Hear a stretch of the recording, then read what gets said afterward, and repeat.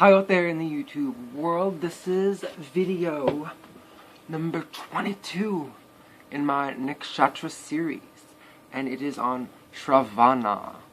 And yeah, so we're gonna get into all the juicy details about what this Nakshatra is all about. Okay, so what is a symbol, all the details about its thinking. So, it's completely in Capricorn energy, which is, Earth, cardinal, and it's ruled by Saturn. So very strongly on the material, physical, the world, knock on wood, that kind of stuff, and very goal-oriented, and being ruled by Saturn. That's like trials and tribulations, and like even the symbol for Capricorn being a goat is like to climb a mountain, and like you might have even seen it depicted with like a fishtail. So like a goat with a fishtail. It's not always just a goat, and the symbology between that is that they can come from they can go from like really dark, low places by the fishtail, like in the depths of the ocean, to like really high places, like the peaks of mountains, and they can achieve their dreams and their goals and aspirations in this lifetime. But it's not usually easy from their perception, because Saturn is like time. So time is not going to fly by. Like, it's like, time will seem to go slow. It'll seem like, Saturn is trials and tribulations and struggle, challenges.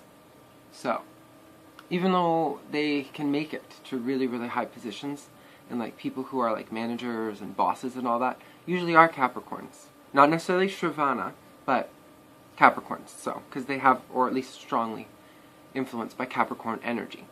So, but Shravana though, if we want to zoom into this one, well, it's an outcast class, which this normally comes off as very like charismatic nakshatra with exuberant energy, very happy, very communicative, and very clever, very good at conversation, like making people happy through conversation, putting people at ease. Then why is it an outcast class? Well, the reason behind this is because even though they might be really good at like the talking and all that, they don't usually agree with like how everything is. Like, they're very like, it's not necessarily that they're opinionated or like just argumentative, but they'll just be like, like, instead of, they'll just go with the flow, like, to make people happy, or not to stir the pot so much. Like, they don't want to tip it over.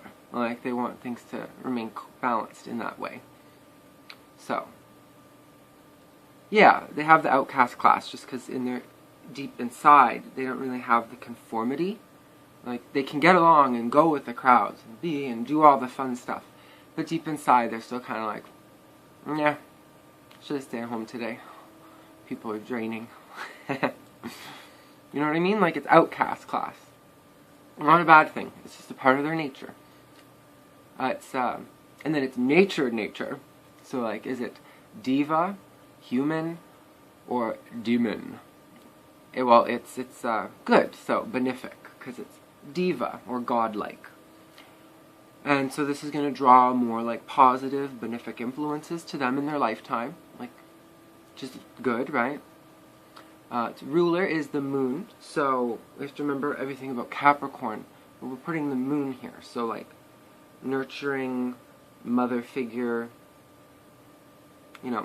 the like kind of intuitive of the mind, nurturing quality that a mother can have, like where they just kind of know, or they're like, caring. Like it's that moon energy.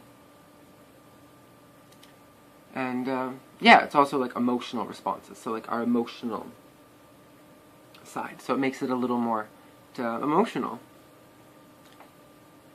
Its symbol is the ear. So, in the nakshatra wheel, it's always going to be drawn as an ear. It's depicted as that. And the reason behind that is because this sign, of all the signs, is very easily at being influenced. Like, by their surroundings. And I know they're all going to be like, "Nuh-uh, that's not true," but it kind of is. Like, and it's not your fault. It just means that you're a friggin' awesome learner or listener, and you're an awesome, awesome listener, and like you catch everything.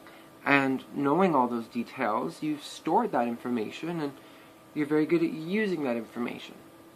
But you have to remember that sometimes people might tell you lies, or things that you've read are wrong, or things that you know what I mean? Like, or not necessarily wrong, but they're wrong to the viewpoints of other people, and they don't necessarily see it that way. So you should also respect other people's viewpoints, because you've taken so much information in from the world. Truly try to make it your own information. Do your own filtering and assimilation, instead of just soaking it all in like a sponge, and then becoming whatever the sponge soaked up. You know what I mean? Like, and then it's just this dirty, like, kitchen water. Like, you know, you gotta, like, wring it out and, like, start fresh. You know what I mean? Like, remember that as well. That, like, because you are very influenced by your surrounding environment. That's why its symbol is the ear. So you're always listening. So, its animal is the female monkey, and the reason behind the female monkey is because they're really, like, creative, hands-on, crafty, and smart. Like, they're one of the smartest animals, like, you know, like, and for encompassing intelligence and intellect and listening and being, like, hands-on, then that's not necessarily hands-on like an auto mechanic, but liking to make change. Like, that's kind of like a monkey.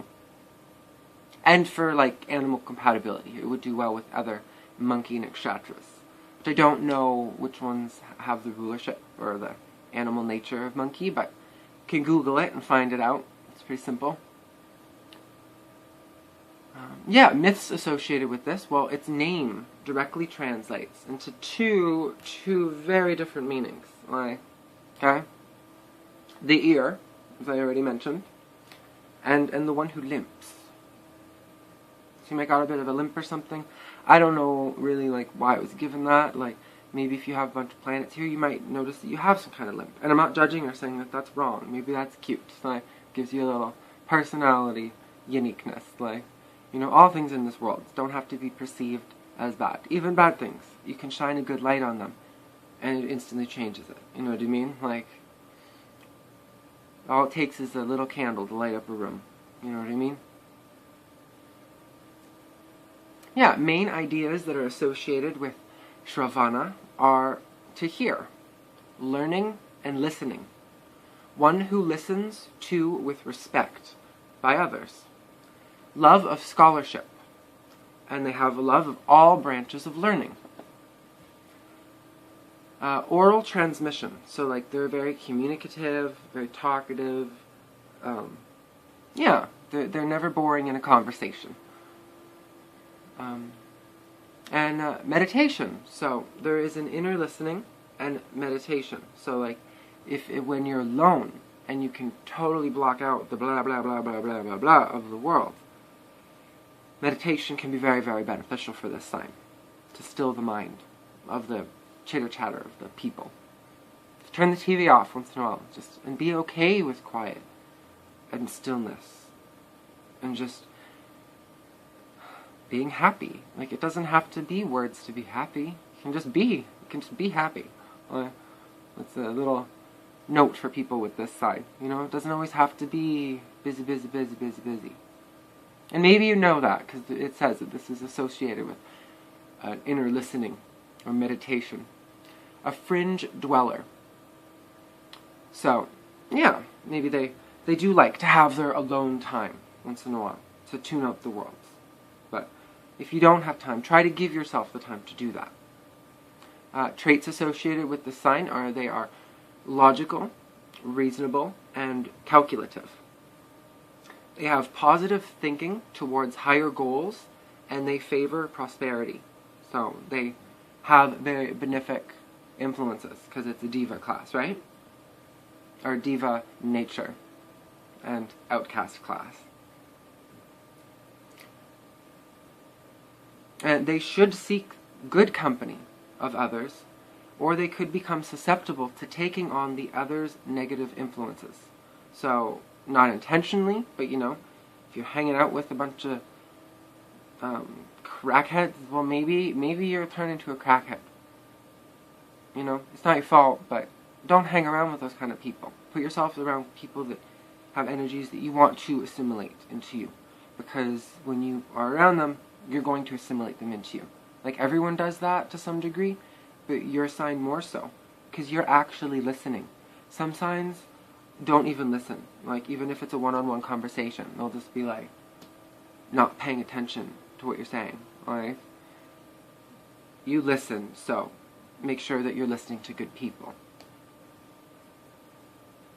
They have higher spiritual powers and abilities if positively used and focused.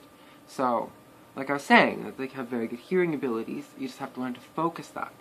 And when you meditate or channel that energy through yourself, instead of like putting your attention to other people, then you'll be able to heal and grow a lot faster. They are very, very realistic, and they have a business-like approach. Very good speakers and highly intelligent. But they can come off as rigid and mature in nature. So like, too mature. Like, you're just like, lighten up. Like, you know what I mean? Party a bit. Like, you don't gotta be such a hard ass about stuff. And that comes from Capricorn, because Capricorn's the worker. They're all like, get to work. Do rigid structure. But, yes, Capricorns like work. So, this sign might come off as a little bit of a hard ass. Sometimes. Because they are clever at conversations and putting others to ease, most of the time, people that they've come into contact with, if they want that person to like them, well, they're usually pretty good at making that person like them. And they can almost be baffled or astounded when they don't, because they're just like, I'm awesome, why wouldn't they like me? You know what I mean? But don't be too ego-y about it, and just know that, we're all different mixes of people, and, or not, we're all different mixes of our stars and our planets and the house placements, and our time is very sacred and special, as I think all things in this universe are. Every, atom, every photon of light, it's all a part of this creation. And knowing, the time of your birth shows you, the sacred clock of your time, where the moon was, where Mars was, where Jupiter was, your ascendant, which is based upon the exact moment of your birth, based upon the hour of the sunrise of that day. So it's very specific, and I hope that this has helped in learning the nakshatras. We'll see you in 23, which is Danistra, the drummer, who drums to their own beat. But yeah, we'll see, and that's going from Capricorn into Aquarius now for Danistra, the bubble. Or the drummer, not the bubble. The bubble's after the drummer. But we'll get to all that, and I'll see you in those videos. Mwah. Or maybe you'll see Tristan.